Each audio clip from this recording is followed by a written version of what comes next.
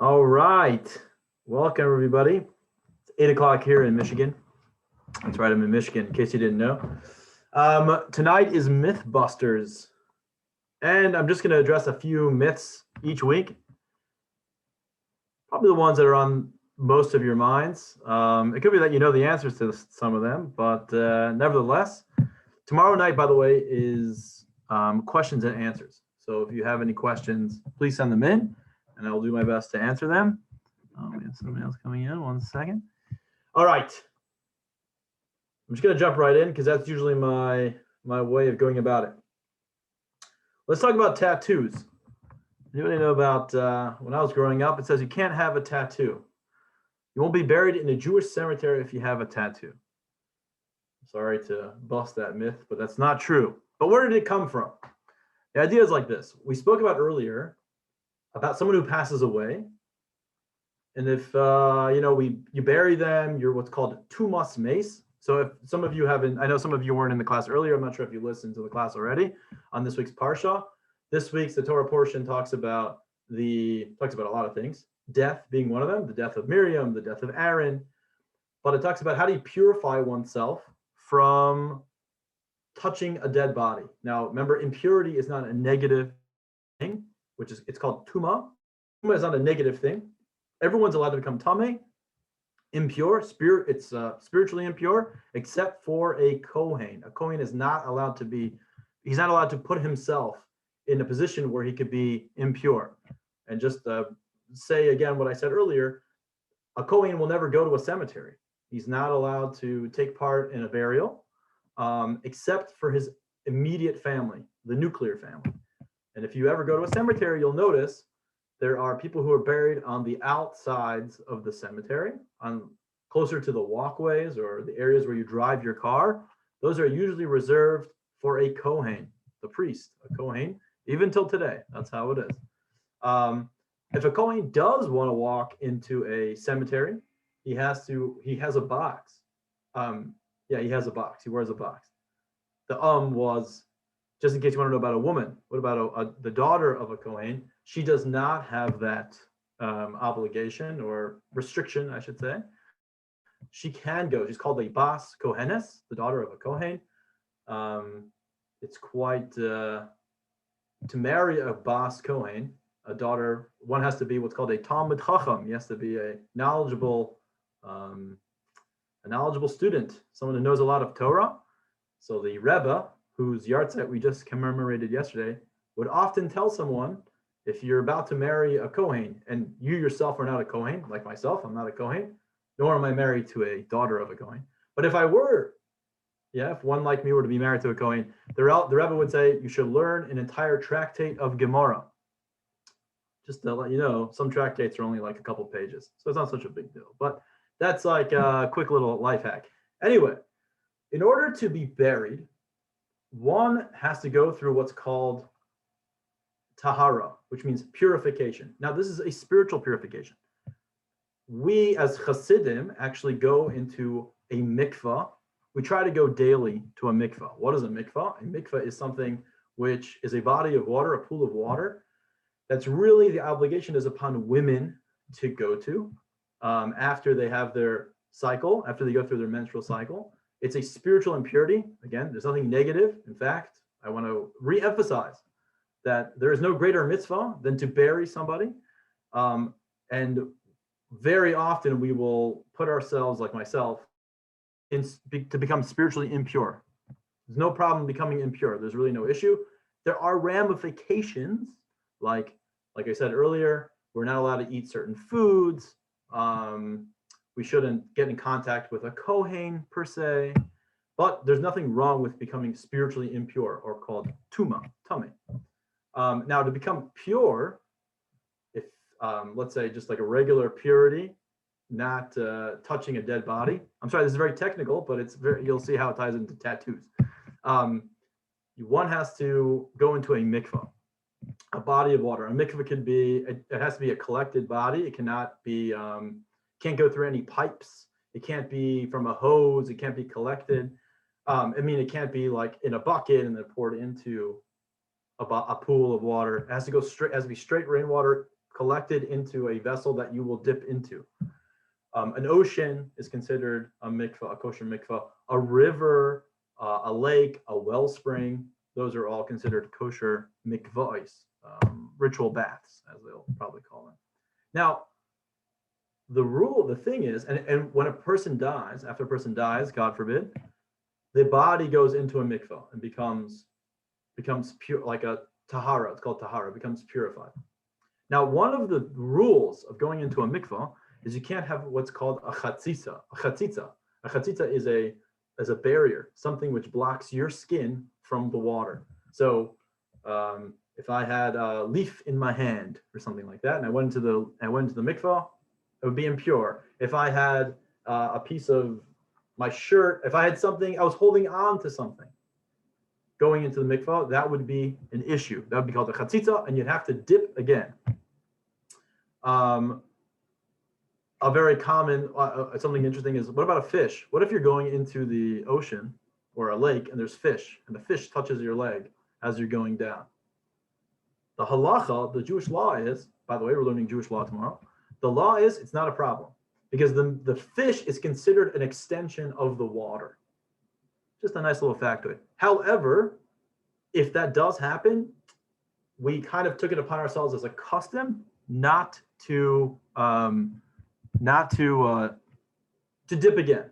Just go dip one more time. However, let's say the water is like freezing cold and you're like, I cannot dip another time. Then you can just get out and you're totally cool. Anyway, going back to this chatzitza thing, they used to think, you'd think that a tattoo would be considered a chatzitza, because a tattoo is something you put upon your body. It's not a natural formation. It's something that you did. Now, having a tattoo in and of itself is a problem. You're not allowed to, the Torah says you're not allowed to engrave anything into your body. But it's, after the fact, it's okay. And that's something between you and God. Like most mitzvahs, it's between you and God. The courts down here are not going to punish you.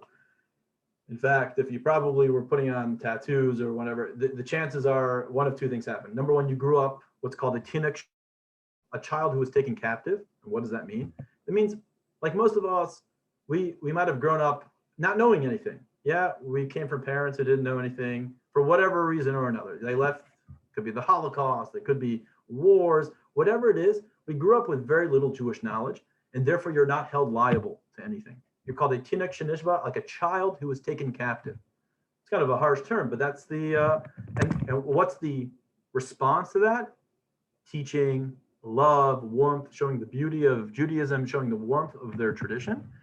And therefore having a tattoo, nowadays, if you see someone with a tattoo, chances are, give them a big hug, show them a lot of love, and I'm sure a lot of us do have tattoos, not a big deal.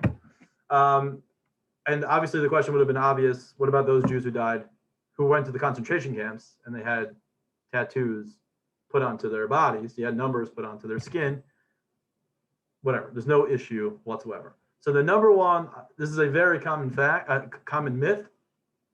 Maybe you didn't know, but it is a common myth. Well, if one gets a tattoo, therefore they're not allowed to be buried in a Jewish cemetery. That is not an issue. It is not considered a chatzitza. It's not considered a barrier between your skin and the water. However, you should still not do your best not to get a tattoo for another reason, because it's clearly written in the Torah. If you have any questions, you can stop me at any time. You have to unmute yourself. One of the best things about Zoom is that I don't have to. If I don't like your question, I'll just mute you. That's basically what I'll do. Anyway, Rabbi, I had a question. Yes, yeah, Jonathan, what's up? Is removing a tattoo not allowed? Because you're harming your body, though, technically. So even if you know, is that allowed? In fact, I believe some would encourage. However, it depends what's going to happen. I think there are different types of removals. I have to look more into it. If you have any tattoos and you think about removing it, don't ask me. Ask a Rav. But I do remember. I do think it, depending on whether there'll be types of scarring, how they remove the ink. One should do it. One should do it depending on how it is removed. I think there are multiple ways to remove it. It's a good question. I need to look more into it, but very good question. I remember in yeshiva, there was a guy who had he's a very good friend of mine.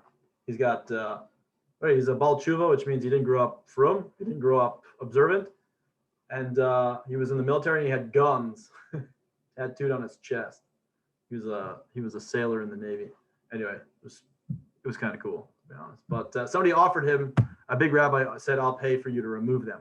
So, which he didn't do, but so there must be. That's when I looked into it, and I knew that you could, and perhaps should, depending on the how they're removed. That's a good question. Yeah. Okay. Moving on. Somebody else asked me, okay, let's talk about demons and ghosts. Oh, demons are great. You look in Gemara Sukkah, the Talmud of Sukkah, talks a lot in Brachas and Sukkah. Yeah, so the tractates, there are 39 tractates of Talmud, of the oral tradition of the Talmud, which we study on Thursday. I probably won't be the one teaching it. Moving forward, there's somebody else. But like last week, we learned Sanhedrin. The first book is called Brachas, which deals mainly with blessings. But there's also in each Talmud, each tractate, there's a lot of stories. And in Brachas and in Sukkah, Gemara Sukkah, which talks about a Sukkah and Sukkot and a Lulav and an Esrog, they have a lot of stories and a lot of stories about demons. Classic stories about demons. I remember there was a great one was the Roman emperor's daughter was possessed by this demon and they couldn't shake her. So Rabbi Yochanan went and traveled to Rome and did some bizarre spells and whatnot and exorcised the demons, so to speak, to borrow the language, to borrow the term, and got the demons out. The demon is called we don't like to say it very often, but here we're studying, so therefore I'll tell you. It's called a shade. That's one. And there are many. It's a shade. When a demon, God forbid, goes into a person, it's called a dibuk. When they become like, there's a very famous Yiddish theater that play, during the times of World War II, World War I, actually, and World War II. A lot of Yiddish theater, like in Europe, Jews, refugees were living in ghettos and they were on their way to other countries. So in forms of entertainment, they didn't have any money. So people would put on plays and they'd be in Yiddish. And the most famous one was called the Dibuk. The Dibuk is one where the person was possessed. I never saw it, but the person was possessed by a demon. Anyway, it goes through many stories and it says, I remember, it says that how to see a demon is to put cat's urine on your eyes, like these weird things, which the commentaries say don't do. And after it goes through many different stories and examples of demons, the Gemara ends, but if you don't believe in them, they will not exist. Which means to say, the way we learned it, or the way that I was taught by my Rosh Hashiva, my teachers, was that some things in life you let possess you, like you overthink them. And they begin to control your life, and they begin to take on this life form within you, and you think that it's something which is fabricated is actually real. Something which is in your mind becomes real. And the Torah is saying these demons and stuff, there's really nothing to them, and there's nothing to be. If you don't believe in them, and you don't take heed to them, and you don't think you're possessed, and you don't think this person has a demon, they won't exist in your life. That's what it says. Now, does that mean they exist or they don't exist? Well, it's hard to say. But the bottom line is, if you don't pay attention to them or you don't think about it, they will be non-existent in your life. I don't know. It's kind of interesting. It's in Gemara Sukkah. I'll have to. So demons and ghosts. Now we'll talk about ghosts a little bit. I'm sure you're gonna have more questions, but ghosts. Now don't think of Casper the ghost. In Judaism, there is such a concept, and it'll segue into the next question that I'll bring up. That after the soul leaves the body, it goes to one of two places. It goes to Gehenna, which is translated as hell, which will be the next thing I'll talk about. Or it goes to Gan Eden, the Garden of Eden. The Gan Eden just means a spiritual world, a spiritual reality, that the soul takes pleasure from all of its good deeds it did in this world, all of its mitzvahs it did in this world. It sees the fruits of its labor. Everything you do in this world has a spiritual effect. And because we live in a physical world, we don't feel those effects like we would something physical, but nevertheless, the imprint, the impression is left in a physical way. And as the soul becomes less materialistic, in which case, yeah, the soul leaves the body, it becomes more and more detached from the body. And so therefore it becomes more sensitive to spiritual or what we call kedusha, elokus, godliness. And therefore it starts to sense all of its actions that it did, everything associated, all the impressions it left on its soul. Now, this is a whole course in and of itself about the soul after life. Actually, afterlife is not the correct term. After the soul leaves the body, the soul is alive before it comes in the body. It's alive while it's in the body, and it's alive after it leaves the body. But it, nevertheless, that's parenthetical. The soul feels all of its impressions. Now, so what is, it goes into Gehenna or it goes into Gan Eden. A punishment, and this is a bit of a hint of what we're talking about next, a punishment is the soul going to neither of those places. There are stories of very wicked people that the soul never found solace, or it never became comforted or settled. It never felt settled. And it lives in between these worlds. It never goes into Gehenna and it never goes into Gan Eden. And it's sort of, it feels pain because it's not settled in any place. And I think we can appreciate that on a physical level. One of the things we wish for most for somebody is menuchas hanefesh and menuchas hadas. Menuchat hanefesh and menuchat hadat, which means a settled mind and a settled heart. Yeah, a person who constantly, their mind is constantly moving and constantly in a state of thinking and going. Yeah, I'm sure you've been in that situation. I've been in that situation myself. You can't, when you're not settled, nothing can get done. You feel it occupies you, it consumes you, and nothing moves forward, and there's no progress, and eventually it will lead to depression.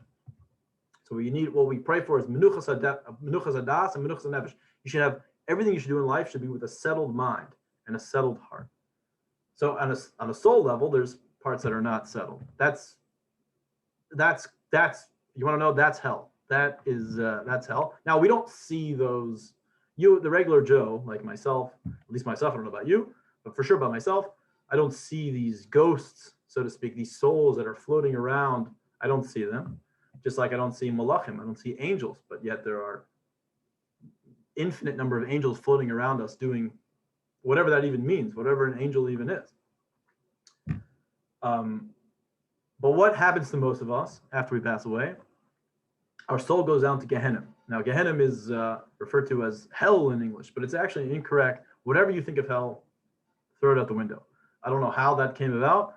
That's grossly incorrect. What Gehenna is the soul needs to go through a purification process. In other words, it needs to remove itself from the materialistic world, all the materialism and physicality of this world, not in a negative way. There's nothing negative about it. In fact, that was our mission. The soul's mission is to be in this world and do mitzvot. And that's what we're supposed to do. We're not trying to leave the body. We're trying to stay within the body. Yeah, the Torah says, "B'chai behem." You should live by them. We don't try to die for Torah. We try to do everything we can to live for Torah. There are certain situations where we do need to die for Torah. We give up our life. There are three main mitzvahs that we need to give up, but that's beyond the scope of this conversation. But for the most part, we need to stay. The soul needs to stay within the body.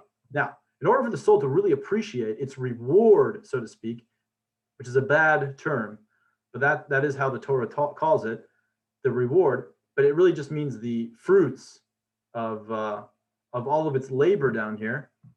It needs to remove itself from spirituality. Physicality.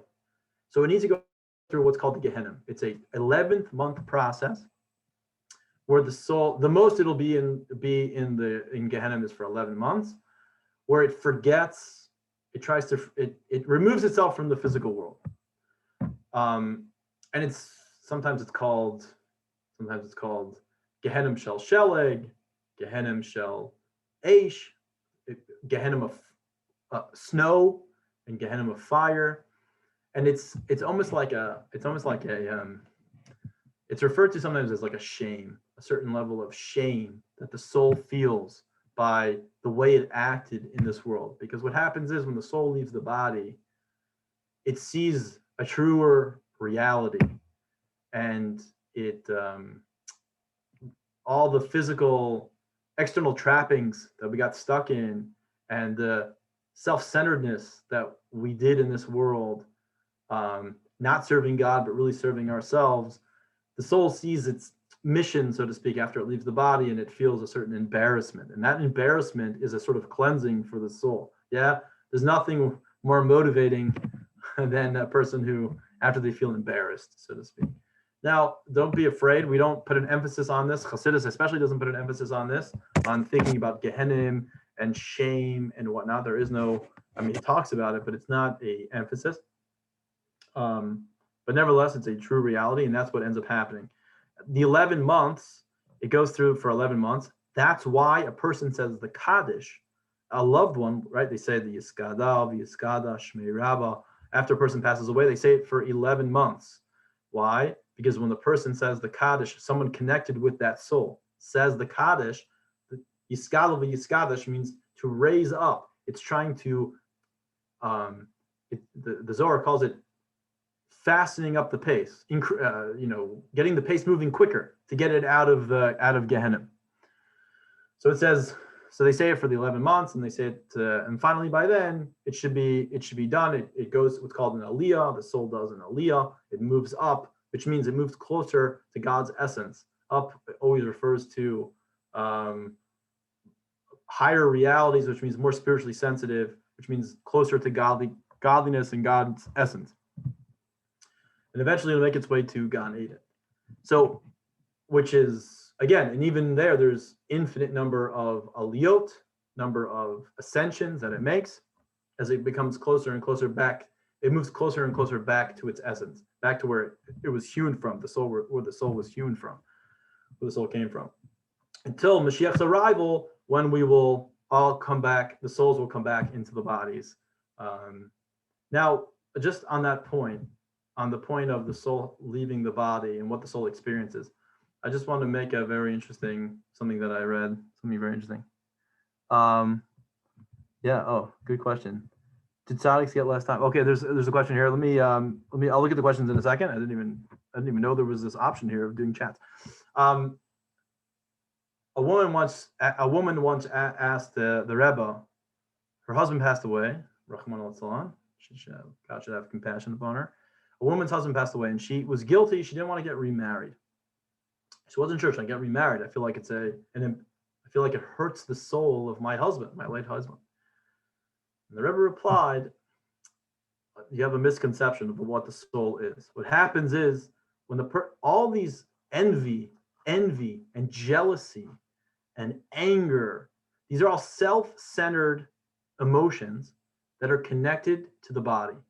The body is, just like no one else can be in my space, my place. Yeah, two physical things can't take up the same space. The body lives for itself. The body is animalistic. It lives for itself. It wants to take care of itself. It only wants to do what's good for itself. Now, that's a good thing, as we've spoken about many times. That's okay. That's what keeps you alive. That's what keeps procreation. The soul just wants to get back to God. The body just wants to enjoy life. That doesn't mean the body necessarily wants to indulge in tacos and pizza. Maybe when it's a little bit less mature, it does.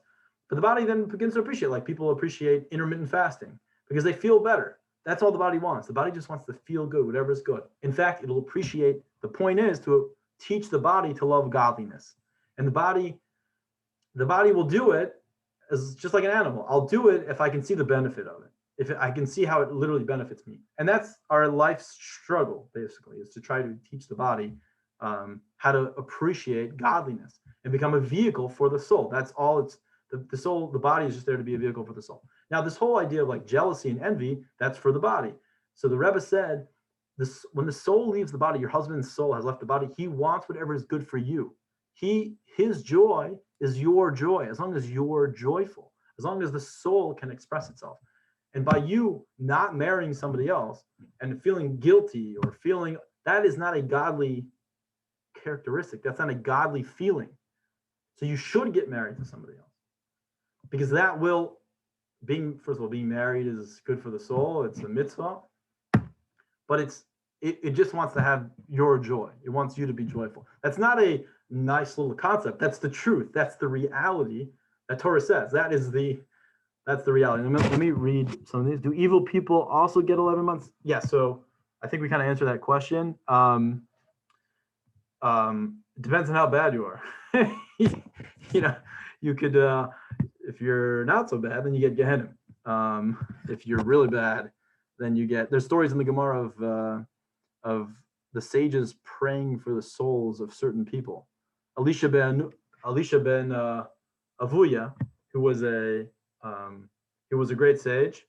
He was a Kohen Gadol, and he wasn't a Kohen Gadol. He was a great sage, amazing sage, a brilliant sage, and he ended up forgetting Torah and going off, trying to get other people to get off Torah, not learn Torah anymore, do mitzvahs. There's stories of him riding his horse on Shabbos and like all these crazy things. And his soul was left as like these ghosts, so to speak. He lived in neither place until one of his students eventually prayed for him, and he made his way to Gehenna. So there is such a thing. Or do tzaddiks get significantly less time? Yes. So the famous, yes, tzaddikim will not go through Gehenna because their bodies are purely, we can't really relate, to be honest, or I can't really relate, but their bodies are purely a vehicle for the soul. So they never blemish, so to speak. There was no real connection. I shouldn't say blemish. There was no connection to the body. They lived pure godliness. They saw godliness. When I say malachim, looking at malachim, at angels, and they saw a whole different reality. They jump right in. I'm not going to get into. There's some stories. Any more questions? I think that's it. Oh, Rabbi, sorry, I didn't involve me. Oh, okay, yeah, okay, great. Okay, so any questions on that? Any questions on hell? I'm kind of going quickly, but it's pretty much. These things can get a lot more. Okay, so I got more questions here. Someone is asking about Satan, the devil. What is that all about? Okay, so nothing is created outside of Hashem. When we say Shema Yisrael, Adonai Eloheinu Adonai Echad, Hear, O Israel, God is our Lord, God is one. What does that mean, God is one? So Chassidus takes it to a whole different level, and that literally everything is an extension of godliness himself, of God. There is nothing outside of God. There's a story that I recently heard. I think it will kind of sum it up in a nice way. So there used to be a lot of opposition to Chassidim, and the people who opposed Hasidic Jews back in the 1700s, and really mainly in the 1700s, they were called the Misnagdim, which means the opponents, Mitnagdim, opponents. And so one day, this older chassid and this younger chassid were traveling through a town, and it was known to be a very misnagdisha town, a town of great opposition. So they came to a shul, and they were a synagogue, and they were looking for a place to stay for Shabbos. And they looked like regular Jews. So the people in the synagogue weren't sure if they were Hasidic or of the or of their own. So they asked the question. They said, I guess this was the most normal question you could possibly ask. Instead of saying like, are you a chassid or where do you come from? This is what they asked. They said, who do you think about all day? Do you think about God all day, or do you think about yourself? They knew if the person said, I think about God all day, that's a very Hasidic thing to think about God all day. And I think about myself all day. I think about my own issues, the things I need to work with, to work out. Talking to, what issues I need to talk to God about. I need to talk to my Rebbe about that, but not Rebbe, but like talk to God about whatever, my own issues all day. Then they'll know that you're one of us. So the older chassid says, I think about myself all day. And they're like, oh, okay, great, come on in to our shul. What do you need? We'll get you a place to sleep. We'll get you a place to eat. A little while later, the younger chassid turns to the older man and says, what's going on over here? What do you mean you think about yourself all day? So the man replied, look, I know God exists. I know there's nothing else but God. Look, the world came into being. Of course there's a God. The question is, if there's nothing else but God, do I really exist? Am I really here? In other words, yeah, you've seen the movie The Matrix, whatever. The movie The Matrix is basically that it's all like a simulation. Do we live in a simulation? That concept is a very real concept. It's a very Hasidic concept. That we know there's a world because God says, Bereshis bara Elokim, that God created a world. But at the same time, God also writes in his Torah, Ani havaya lo shanisi. I'm God and I have never changed. I have never changed. Meaning the way the world was before creation is exactly the way it is now after creation. Just let that sink in. What does that even mean? Like, what do you mean? Do we exist or do we not exist? Okay. Anyway, the bottom before that's in the Hasidic Kabbalah class, by the way. That's what it's all about. That's called the unity of God, and it's what separates Hasidic thought from every other thought, and what basically everybody's now adopting that type of thinking and what that means. And there's obviously thousands and thousands of books and ideas on that concept, sourced in Torah. But everything is created by God. So therefore, God didn't create an opposition to himself. God didn't create, the Satan can be someone who could oppose God. No. The Torah, whatever stupid people thought of that is completely ridiculous. The Satan is not that concept is ridiculous. What the Satan is he is a prosecuting attorney. God created someone to prosecute the Jewish people, really to motivate them to do better. Now, the Satan there are types of angels. There are many types of angels, not just one. The Satan is not, the Satan, or Satan as we call it in Hebrew, is not just one angel. There are many types of angels. And some angels just perform one mission and then they expire in their life, as we see in the Torah many times, especially in the prophets.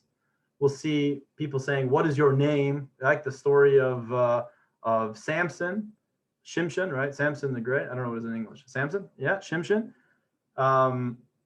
His parents tried to stop this angel and they're like, what's your name? And he's like, what difference does my name make? Well, like, where do you come from? I don't come from anywhere. As soon as I'm done talking to you, I expire and I go back to wherever I came from. In other words, I expire. My mission is done. My existence is over. The Satan is that type of angel. There's only one type. He performs one mission, and that's the end of it. Then there's a new Satan. It's a type of angel. Unlike the angels like Michael, and Gabriel, those angels live on. There's only one angel, and he lives on forever. So the Satan is not bad. He's a servant of God. He's God. We try to trick him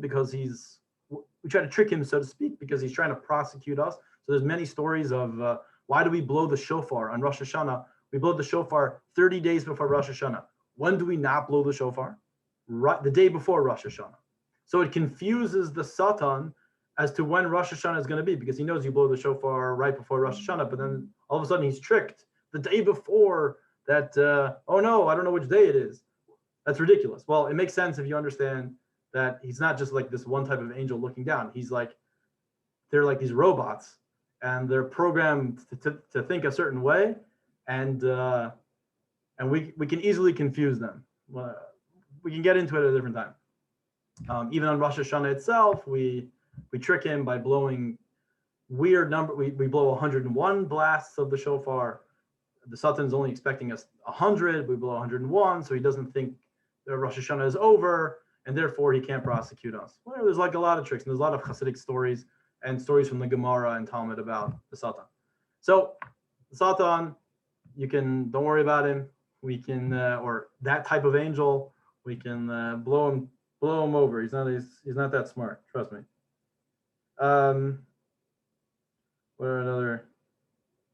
Oh, this is a funny one. Someone sent me. Is kosher salt Why is kosher salt? Is it more kosher than any other salt? Just a funny little factoid. Kosher salt just means, if you ever notice, the salt pieces are much bigger, because we're not allowed to eat blood. If you eat kosher meat, it's very salty. Why is it very salty? Because we can't eat blood. So the salt pieces that we put in are bigger pieces, so it'll absorb more blood. That's what kosher salt is. But all salt is kosher. Let me just. Okay, this is like a little bit risque. This was the last question that I was given. The classic Hasidic question. It's yeah. Can you have relations? When you have relations, do you do it with a sheet? Yeah. Is there like a sheet and there's like a little hole? Yeah. You've heard of such a thing? No. It says you have to be flesh to flesh, skin to skin. There is no such thing as a sheet. In fact, it's called asur. That is not permitted. You're not allowed to do that. That was all the questions that I got in, to be honest, so far. Anybody have any questions? I put a question in the chat. Yeah. So do you retain your consciousness when you're in soul form, or how does consciousness work in that way? Yes, great question. You do not perceive the world as it is here. In other words, you do not perceive the world. You don't perceive the world as a physical. You don't perceive the physicality of the world. You see the world on a more soul level, like a more spiritual level. So therefore, you connect with the people that you're connected with in this world on a deep, not on a physical level, but on a spiritual level. And you can continue to bless them and provide for them, but it moves down the chain, like the chain of spirituality into physicality. It's kind of like a long explanation, but you do have you do know what's going on in this world. You are here. Gan Eden, by the way, the Garden of Eden and Gehenna, it's all right here. It's in where we are right now. It's just a spiritual reality. It's a different reality. It's a more godly reality. Just like you have, I don't know if you know, you have 5 levels of your soul. And I'm not sure if you're familiar, but there are different parts of you. You're not just this physical person down here. You're actually connected with God's essence. So you begin to relate to everything on that reality. Just like how we're in this physical world, we don't see anything spiritual, for the most part, unless once in a while we'll have spiritual experiences, but that we've like raised above our body. But you connect to everything, you see everything in a physical way right now. You connect to everything, you interact everything in a physical, materialistic way, what's called the world of Asiya. But then your soul leaves the body and moves back into the world of into the world of Yetzirah. And you begin to look at everything, you relate to everything in the world of Yetzirah. But Yetzirah is here. It's here right now. Like your experience Yetzirah, but what's more palpable by you is the world of Asiya, the physical world. That's the way you're. But yes, so in terms of, do I remember, it's hard for us to understand because we can't really appreciate it because we don't know what that really is. Now tzaddikim do, but you do retain your consciousness. However, it's on a higher level. It's on a higher reality. It's on a more spiritual reality. It's a more spiritual reality. I don't know if you've listened to the other classes, but a part of the soul remains with the body forever. It's called the level of the nefesh.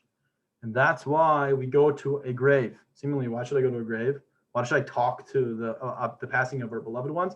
Because the soul still remains with the body, and that the nefesh is still connected to the neshama. And there's more levels. There's the nefesh, ruch, neshama, chay, and yechida. But it connects to the other levels. It'll always stay connected to the body, and it always stay connected to the soul, no matter where the soul is in reality. It's kind of like you have to like meditate upon these like concepts, but that's the truth. So therefore, we can go to the body, and the soul will hear you. The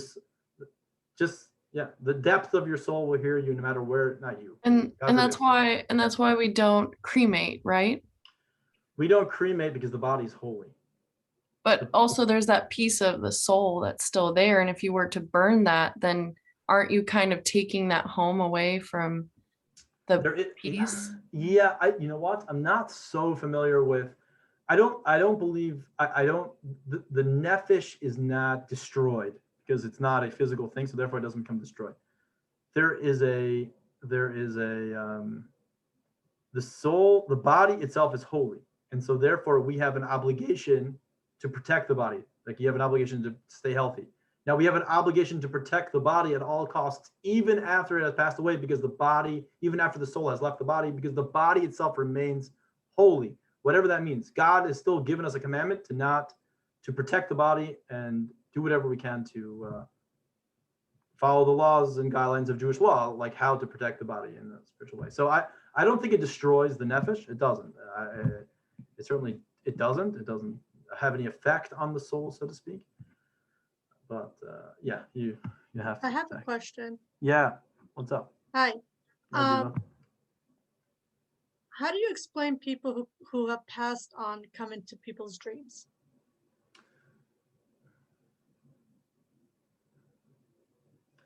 That's a good question.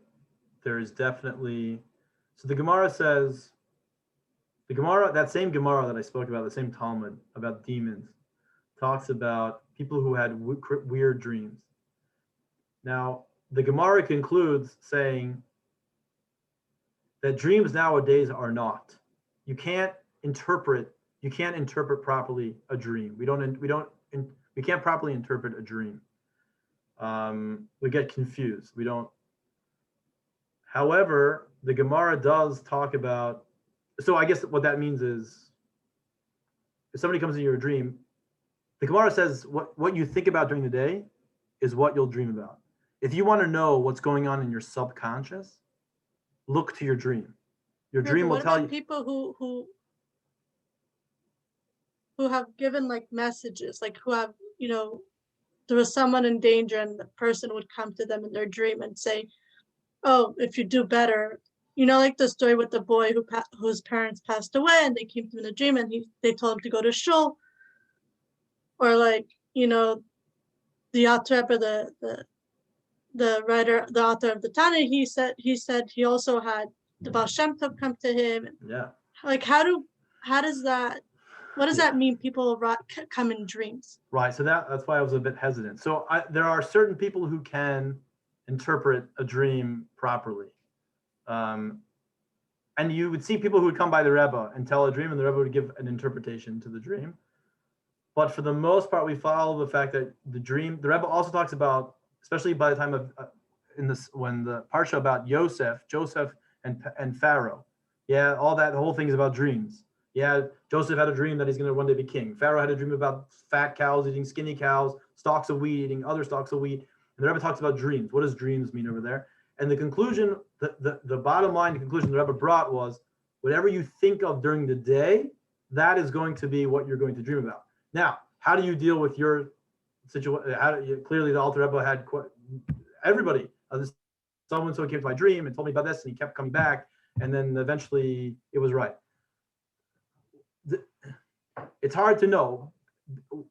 I think we have to take it as, you have to take it very carefully, and you have to follow the directives of halacha, Jewish law, and which is rooted in the Talmud. That the Talmud says we don't know how to interpret dreams properly, therefore you should look at it as if they are not. Now, if you keep having a recurring dream, you might have to see a Kabbalist, a Mekubal, a Kabbalist. Maybe he can interpret the dream. I can't do such a thing. I'm not a Mekubal. But for the most part, we follow the accepted opinion amongst the Jewish world, the Hasidic world also, and who study Kabbalah, is that we look at them as being not, and they're nothing more than the revelation of your subconscious, what you're really thinking about during the day. So it's not possible? I don't know if it's not possible. That's what I'm saying. You saw people who came by Mukabalim, and the Mukabalim would give an interpretation. Whether these Mukabalim are real or they're good at what they do, there are some that are very good. I'm not saying they can go and make magic or whatever, but they have a way of, they have a discipline that, like, and how to approach dreams, which I don't know. But for the most part, we follow, the Jewish world still follows. We don't even really go to Mikabalim, but for the most part, the Jewish world is accepted not to follow trying to interpret dreams. It's not a very satisfactory answer, I know, but I was asking more on the connection with the neshama, like does a person's neshama come into another person in their subconscious, or? Oh, how does that work? I don't know. That's a good question. I'd have to do research on that. In other words, when a person comes to visit, what is actually happening? Are they in the person's neshama? Are they meeting up? What is that? Like, what's happening?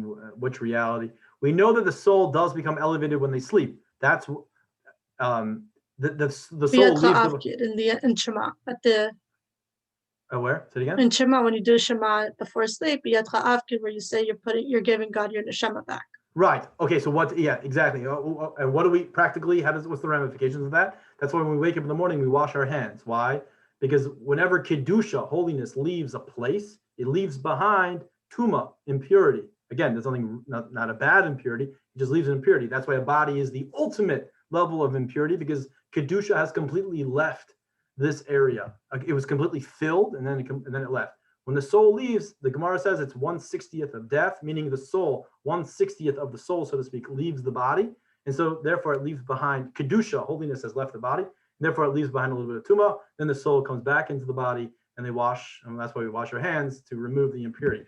The Jewish people right before Shavuos, why do we stay up all night on the night before Shavuot, the giving of the Torah? Because the Jewish people said, how could we possibly accept the Torah with our souls and our bodies? We have to become the highest elevated state we could possibly become. Yeah, because the Torah is so elevated. So what do? We went to sleep the night before, which is quite a task, might I say. Like, I'm going to see God tomorrow. I'm going to fall asleep the night before. But we tried to fall asleep. Yes, there is an elevation of the soul. Like you said, there's an elevation of the soul. But to answer your question directly, I don't know. Like when the Alter Rebbe was met with the Baal Shem Tov and all these different stories like that, what exactly is that like? That's a very interesting question. I don't know the answer to that. Okay, Yeah. thank you. Yeah, sure. John, do you have a question? Yeah, so one's to do with, and you mentioned about the paraduma at the beginning. I have another one, but maybe it's for a different time. I'll send it on the WhatsApp. But the first one with the paraduma, and obviously there was 9, and the 10th is when Mashiach comes. But the question is, since it's a chok, this mitzvah, it's a chok, and so with this mitzvah, so that's anyone who's involved with burial, obviously, and obviously they're in contact with the dead bodies and the funeral. So basically, does the person who works at a burial, works at a cemetery, who literally does this day in, day out, are they basically going to the mikveh every day? Like, do they literally have to be to go to the mikveh every day? Well, so we're all considered tumei. Okay, so your question is, if a person's involved with the burials all the time, do they have to become pure every single day? Well, once again, the only person who's obligated to stay away from becoming impure is a Kohen. Me, myself, and you, or anybody else who's not a Kohen, it's no problem you can be impure. There's no problem with that, especially nowadays. You can become impure. There's nothing wrong with it. But if you do want to take away a certain level of impurity, yes, you would go to the mikvah. They would go to the mikvah every day. But they don't have to go to the mikvah. They just have to wash their hands. We wash our hands after we leave the cemetery. There's actually an interesting procedure. We wash our hands, then we sit down and sit up 7 times. Whatever, different reasons why we do that. But that person is definitely going to wash their hands. We all must wash our hands. Anytime we leave a cemetery, we must wash our hands. But going to the mikvah, I don't think they have to go to the mikvah. I don't think they have to go to the mikvah. There's certainly no obligation for them to go to the mikvah. Not even, yeah, definitely not. Well, thank you.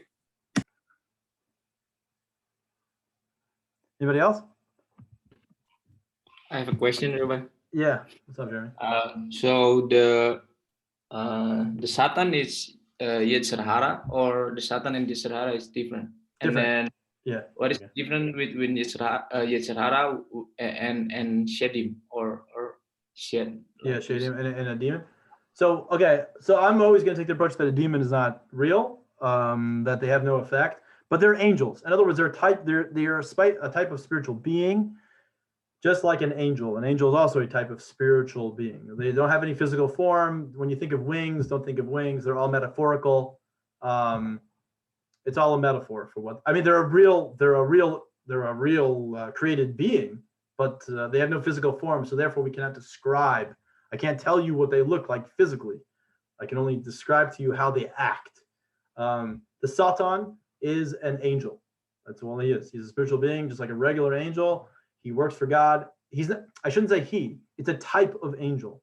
It's a prosecuting angel. His job is to report back to God all the wrongdoing of the Jewish people. That's that. The Yetzer Hara, the evil inclination, is something God has put in us to, the example is given like a harlot who is paid by a sage to try to trick a young student into sleeping with her. The harlot wants the student to not sleep with her. By the way, this is a classic. This is from the Zohar. It's there to strengthen you. It's there for you to overcome. Only through opposition can you grow. That's the Yetzer Hara. Our whole job is to stay away. A big part of our job is to stay away from the Yetzer Hara. That is within the person. That is something within the person. Connected to the animal soul, really. It's connected to the animal soul. It's there to strengthen and keep the person strong. It's in a very cursory understanding of it. And then demons, shadim, those are just another form of created beings. They're not angels, nor are they probably real. That's the conclusion of the Gemara. Anybody have any questions? Guys, send me, if you can email me or send me questions about anything for tomorrow night. I'm not sure I will be the one to answer it, but send them in. The questions about anything. You can be on any topic, and we'll be sure to answer them. That's tomorrow night. That's the questions and answers. And tomorrow's Jewish law, just plain old Jewish law. What do we practically day to day? What do we do? So with that, I wish you a good evening. Try to get the recording over to those that need it. Plenty of those that need it. And that's it. Thank you so much. Yeah, feel free to WhatsApp me or question me. I will, Aviva, I'll look into your question. That's a great question. Thank you. It might take me like a week and a half to find the answer. Thank you. I appreciate the time. Yeah, no problem. Be well. Okay, good night, everybody. Good night. Good night. Thank you. Thank you. Or good morning. Good morning to Jeremy. Good morning. Yeah, okay, see you.